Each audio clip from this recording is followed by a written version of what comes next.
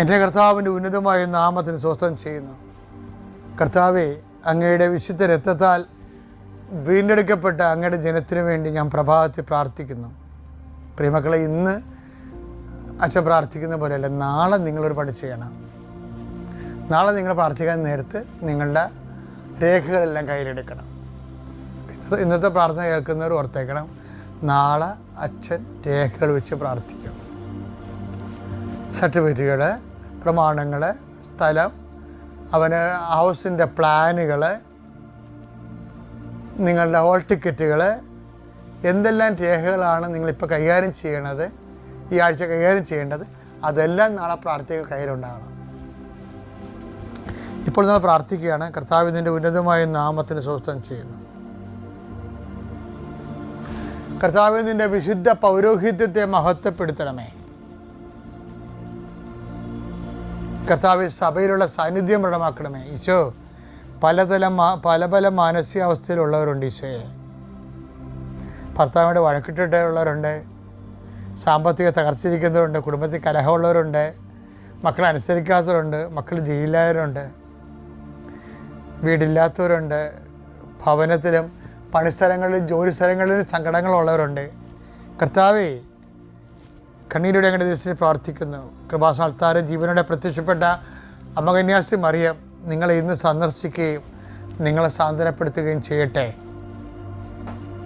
കർത്താവ്, സാമ്പത്തിക ബാധ്യതകളായും ജോലി ഇല്ലാത്തവരുണ്ട്, വിസ പുതുക്കി കിട്ടാത്തവരുണ്ട്. ഈശോയെ, അവരെ സ്പർശിക്കണേ. കർത്താവേ, അവർ പ്രാർത്ഥിക്കാനുള്ളതും പ്രവർത്തിക്കാനുള്ളതും പ്രവർത്തിച്ച് കഴിഞ്ഞു മനസ്സ് മടുത്ത് തളർന്നിരിക്കണം. ഈശോയെ, അവരെല്ലാം നിന്റെ തിനൂറുപാടുന്ന അണിപ്രതാർന്ന് വലത് കരത്താൻ ഇപ്പോൾ സ്പർശിക്കണമെന്ന് പ്രാർത്ഥിക്കുന്നു. കൊടിയ കാറ്റടിക്കണമേ കർത്താവേ.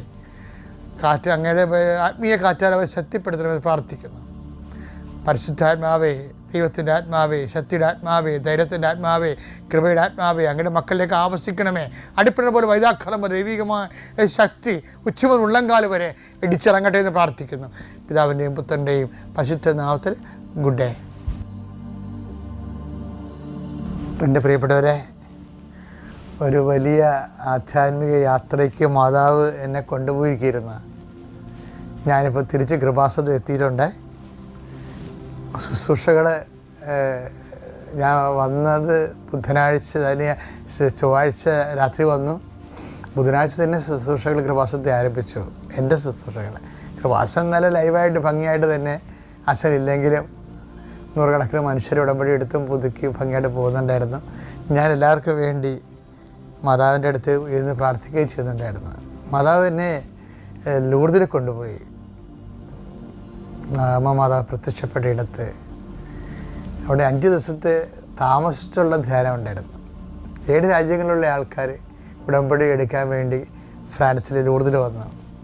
ഞങ്ങൾ ഒരുമിച്ച് താമസിച്ചു. ലൂർദിനകത്ത് തന്നെ ചാപ്പല് സിസ്റ്റർ ഷീബ തോമസ് എന്ന് പറഞ്ഞ് കർത്താവിൻ്റെ ഒരു വലിയ സുവിശേഷകരുണ്ട്.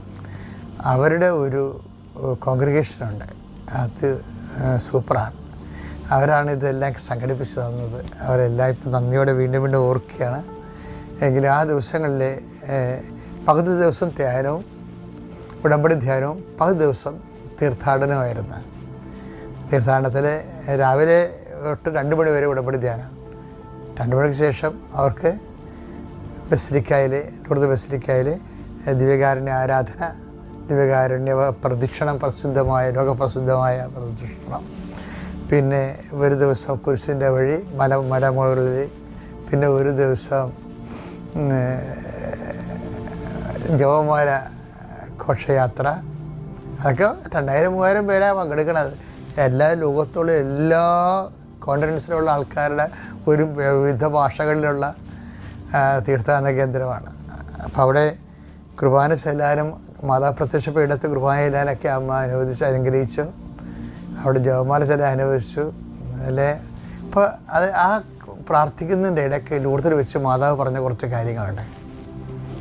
അപ്പോൾ ഞാൻ 2 പ്രാവശ്യം മാതാവിൻ്റെ പള്ളിയിൽ അമ്മ പ്രത്യക്ഷപ്പെട്ട ദേവാലയത്തിൽ പ്രവേശിച്ചപ്പോൾ ഞാൻ കൂടെ നിന്നവരോട് ചോദിച്ചു, പുരാതനമായ മീറയുടെ സ്മെല്ല് വരുന്നെന്ന് പറഞ്ഞ്. അപ്പോൾ അതിനവിടെ നിന്ന് 10-12 പേരുണ്ടായിരുന്നു. അവരാരും പറഞ്ഞു അങ്ങനെ ഒന്നും ഇല്ലെന്ന് പറഞ്ഞ്. സ്വാഭാവികമായാണ് ഞാൻ അമ്മയുടെ പള്ളിയിൽ മുകളിൽ കയറി രണ്ടാമത്തെ പള്ളി കയറി 3 പള്ളി ഒറ്റ നിരയിലാണ്. അവിടെയും പുരാതനമായ നാർദിൻ സുഗന്ധ തൈലത്തിൻ്റെ അഭിഷേകം. 3ാമത്തെ പള്ളി കയറിയപ്പോഴും ഇതേ സെയിം സ്മെല്ല്. പക്ഷേ മറ്റുള്ളവർക്ക് ആർക്കും ആ സ്മെല്ലില്ല. ഇപ്പോൾ ഞാൻ തിരിച്ച് വന്ന് അമ്മയോട് ചോദിച്ചു, വിശ്വാസപ്രമാണം ചൊല്ലി സുവിശേഷം തുറന്നപ്പോൾ എനിക്ക് 12:3 കിട്ടി. 12:3. അമ്മയെക്കുറിച്ച് ഡയറക്റ്റ് പറയുന്ന അല്ലെങ്കിലും അമ്മയുടെ പേര് അവിടെയുണ്ട്, ആ വാക്യത്തിലുണ്ട്. യോഹന്നാൻ 12:3. മറിയം വിലയേറിയതും ശുദ്ധവുമായ ഒരു കുപ്പി നാർദീൻ സുഗന്ധ തൈലമെടുത്ത് യേശുവിന്റെ പാദങ്ങളിൽ പൂശുകയും തന്റെ തലമുടി കൊണ്ട് അവന്റെ പാദങ്ങൾ തുടയ്ക്കുകയും ചെയ്തു. തൈലത്തിന്റെ പരിമളം കൊണ്ട് വീട് നിറഞ്ഞു. അമ്മ മരിയം വീടുകളാണ് എപ്പോഴും പരിമളം കൊണ്ട് നിറയണത്. അത് എനിക്ക് മനസ്സിലാകാൻ വേണ്ടി ഈ നമ്മളിപ്പോൾ ഇന്ന് അനുഭവിക്കുന്ന സുഗന്ധാഭിഷേകങ്ങളൊക്കെ ഇല്ലേ, ഉടമ്പടി എടുത്തവർ എന്തുമാത്രം ആൾക്കാരാണ് പേഴ്സണൽ കോണ്ടാക്റ്റിൽ മരിയം സുഗന്ധാഭിഷേകം അനുഭവിക്കുന്നത്. അപ്പോൾ അതൊക്കെ ഒരു പ്രൈവറ്റ് എക്സ്പീരിയൻസാണ്. അതിനൊരു ഡോഗ്മാറ്റിക് വശമുണ്ടോ എന്ന് എനിക്കറിയത്തില്ല. പക്ഷേ ഒരു സത്യമായ ഒരു അനുഭവമാണിത്.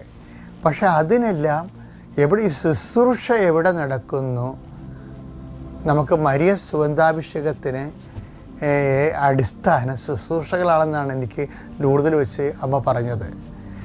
മാതാവിൻ്റെ പേരിൽ അവൻ പറയണ പോലെ ചെയ്ത് ജീവിച്ച് കഴിയുമ്പോൾ ഓട്ടോമാറ്റിക്കായിട്ട് മരിയൻ സുഗന്ധാഭിഷേകം ഉണ്ടാകും. അത് പ്രസൻസാണ്, സാന്നിധ്യമാണ്.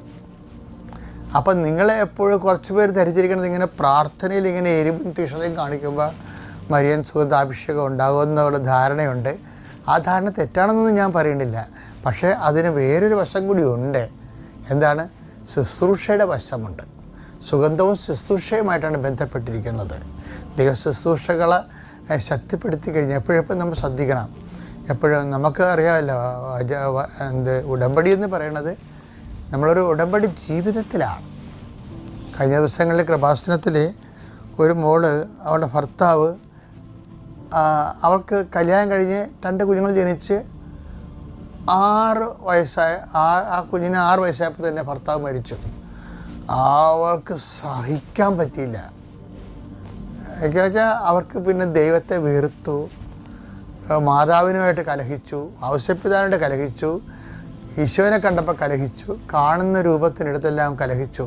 നിങ്ങളെല്ലാം ഉണ്ടായിട്ട് എനിക്ക് ഇങ്ങനെ സംഭവിച്ചല്ലോ, എനിക്കിനി നിങ്ങളെ വേണ്ടെന്ന് പറഞ്ഞു. നിങ്ങളില്ലാതെ ഞാൻ ജീവിക്കുമെന്ന് പറഞ്ഞു. എന്നിട്ട് പറയും ഞാൻ നിങ്ങളില്ലാതെ മരിക്കുമെന്ന് പറയും.